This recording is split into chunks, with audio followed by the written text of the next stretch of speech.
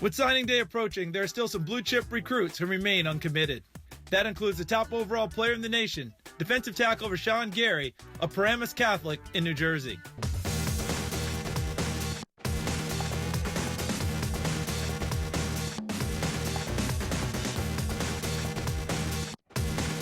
He's the real deal. He's the full package.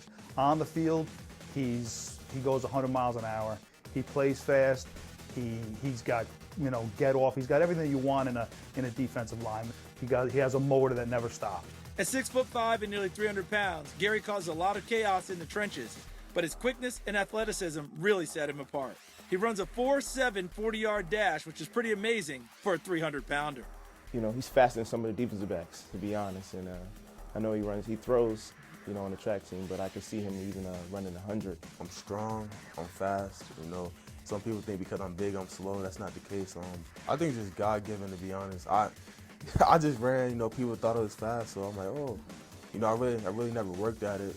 But I'll probably say the weight room helped me out, squatting and all that, but yeah, it was just God-given. It's kind of amazing. I say this all the time. I've never seen a lot of 300-pound kids or even guys, let alone that can run like he can. I related to Julius Peppers is the only guy I played with that is that big and can run. Gary still has a pretty long list of schools he's considering. Michigan, USC, Auburn, and Clemson are among the teams mentioned as favorites. His decision is likely to wait until signing day. One of the nation's top receivers is also still available. Nate Craig was once the top-rated player in the class and committed to Auburn. He has since opened up his recruitment, although Auburn remains one of the favorites for his commitment. Florida, Florida State, Ole Miss, and North Carolina are some of the other schools he's considering. After missing his junior season with a broken leg, Nate reemerged as a star this past season for Tampa Catholic.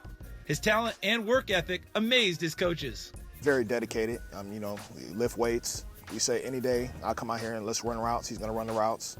As long as, he doesn't complain, he's going to run them as long as we say keep running. He has a great work ethic, and I think that's going to take it to the next level because a lot of kids that have that physical stature and are able to do the things he can do don't work as hard, but he continues to work hard, study the game, and listen, so he'll be all right.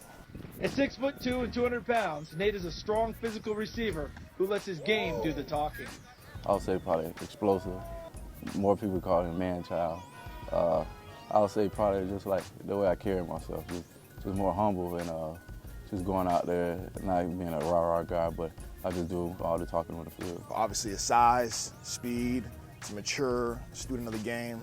Like I said, very humble. So everything that it takes to make it, he has. When Nate walks the halls, you would never know that Nate is a five-star athlete. He's very, very humble in the attention that he has gotten, and probably some of our students might not even know that he's rated as high as he is from a football standpoint. We'll likely have to wait until signing day to find out where Nate will play next.